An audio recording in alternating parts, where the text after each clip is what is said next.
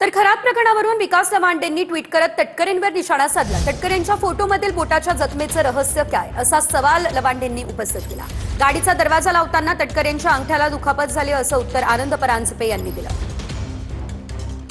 सुनील तटकरे साहेबांना माझी नम्र विनंती आहे, एप्रिल 2024 मध्ये आपल्या अंगठ्याला कशाची जखम झाली होती, चिकटपट्टी का लावलेली आहे, आपण अशोक खराच्या नादी लागला होतात का, कुणी तर्जनी कापते, कुणी अंगठा कापते। तटकरे साहेब, त्या जखमेचं रहस्य महाराष्ट्राला जरा कळू द्या ना। जरी अशोक खराची कॅप्टन फाईल असली तर तुम्हाला कसली भीती? तुम्ही खरं खरं बोला साहेब, तुम्ही ज्येष्ठ नेते आहात, महाराष्ट्राला कळू द्या त्या अंगठ्याला जखम एप्रिल 2024 मध्ये कशाची झाली होती।